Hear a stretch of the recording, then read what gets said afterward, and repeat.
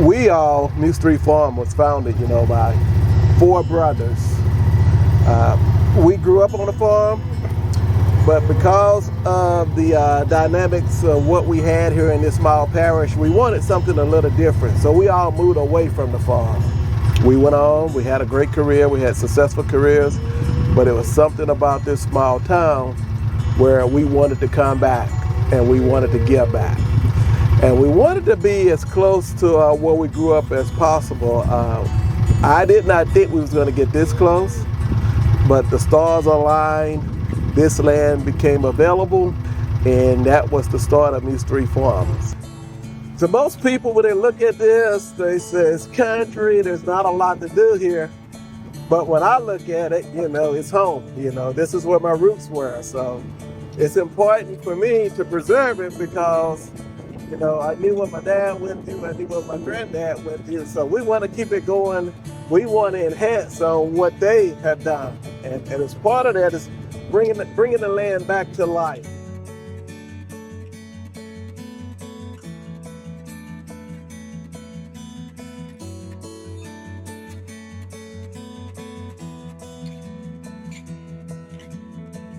So you can see we divided these acreage into paddocks.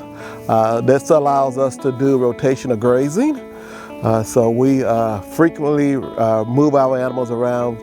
Soil health is like one of the foundations that we wanted to found our farm on. We noticed when we came back, there was a difference in our land before we left. I mean, the land was fertile.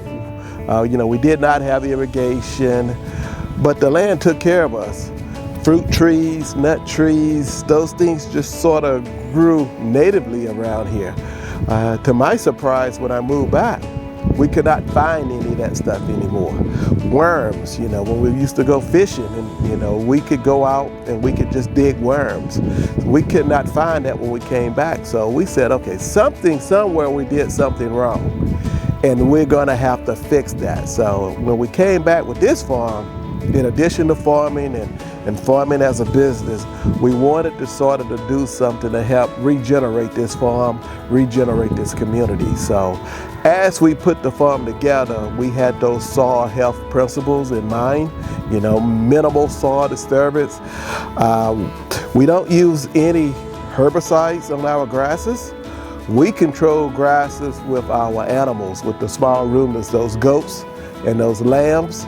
And we also do what we do after 2 or 3 rotations through each paddock. My brother comes in and we do a light clipping, and we leave the remnants of those clippings on the pasture to decompose. We use the manure from the animals as for fertilizer. So we're trying to be as sustainable as possible, using the resources that we have on the farm versus bringing in synthetic resources like fertilizer.